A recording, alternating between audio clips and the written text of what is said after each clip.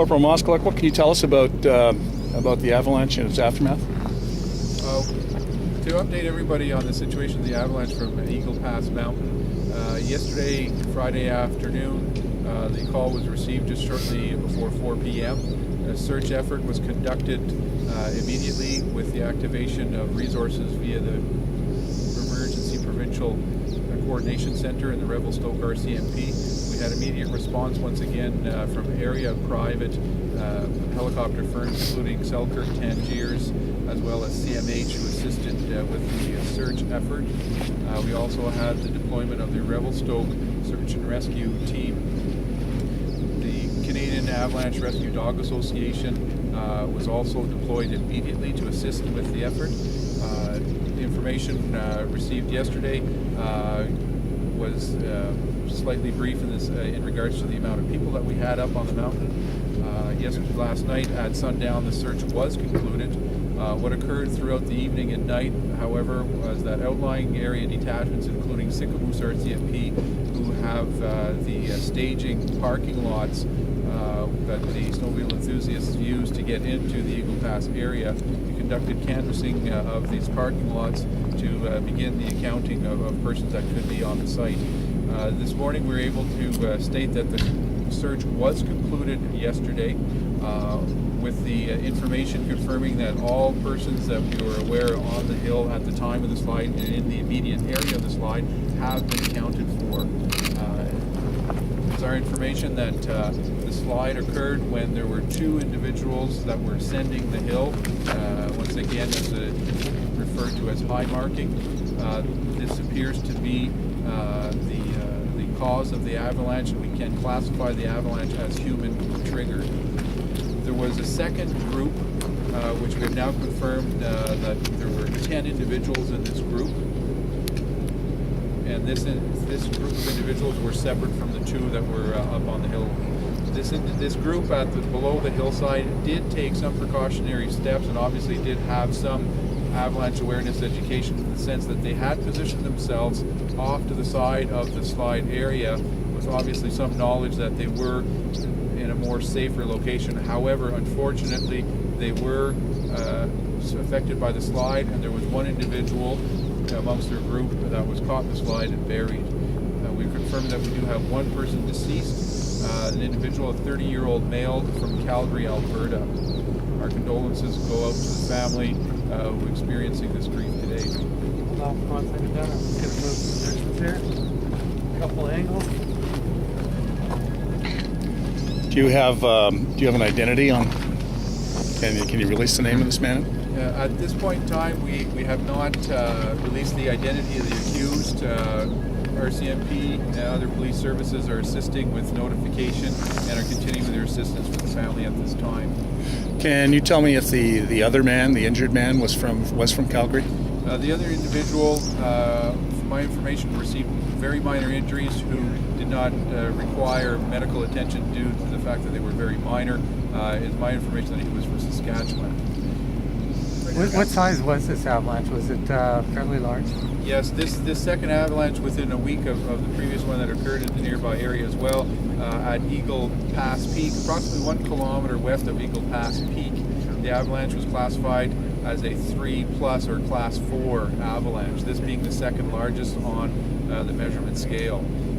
For exact and detailed and technical information, we always recommend as well too that people verify the website with Avalanche.ca for Canadian Avalanche Center weather and avalanche condition updates. Now, for the layperson, how much damage could an avalanche of this size do? It could level buildings. The volume of snow is quite considerable. It's my understanding that it could easily derail a train if it were to. It would sweep a train off its tracks quite easily.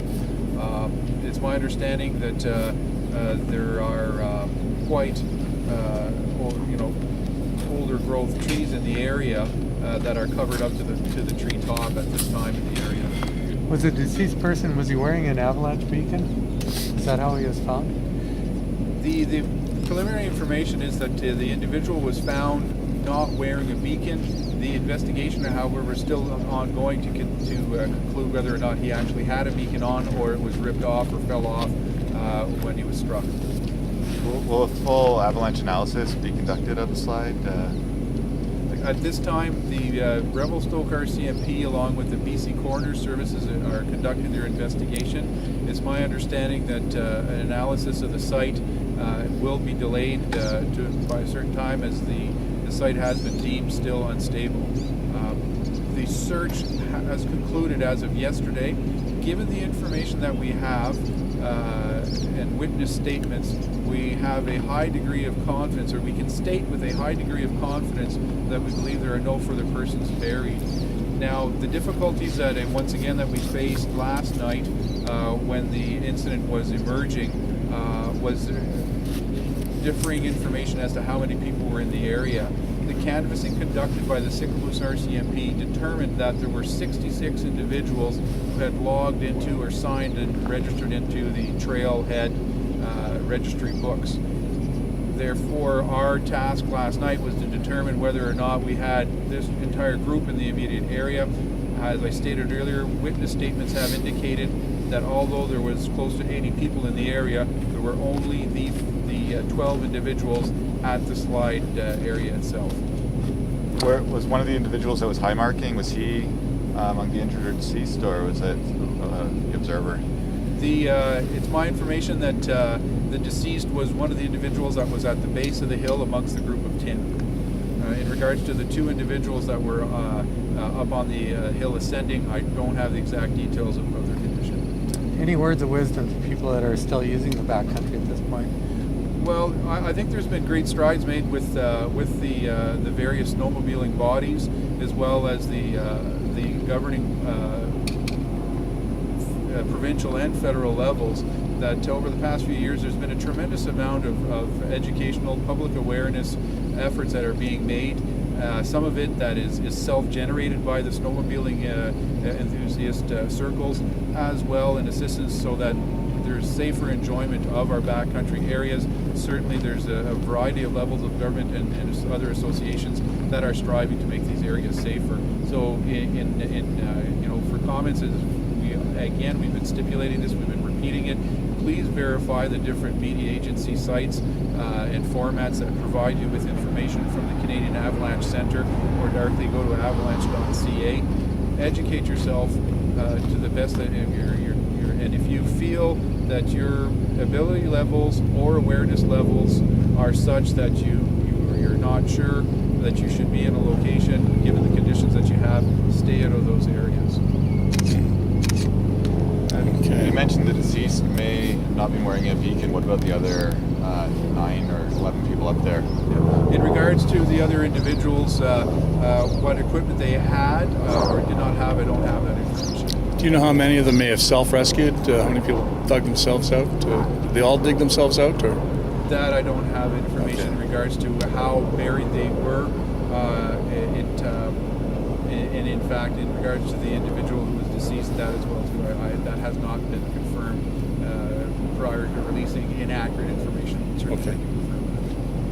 Was the cause of death? Has the cause of death been determined? Was it from burial or from trauma? There will be an autopsy conducted. The cause of death will be determined via autopsy. In regards to that, the BC coroners will either themselves or via the RCMP will be providing further information with respect to that. Are there snowmobiles still up there that you're pulling off? Or no, the search itself has concluded.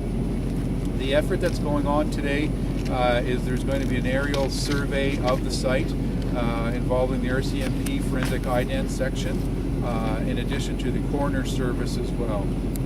Scene analysis and snow analysis, it's my understanding, is going to have to wait. The area is unstable, therefore they're not going back into it. In conclusion, again, repeating the fact that we can state with a high degree of confidence that we believe that there are no other individuals buried, as we have not received any missing persons reports at the Revelstoke RCMP detachment, and as such, searchers are not going back into the area today. What about in terms of their equipment? Were there snowmobiles left on the mountain, or will those be retrieved? That I don't know.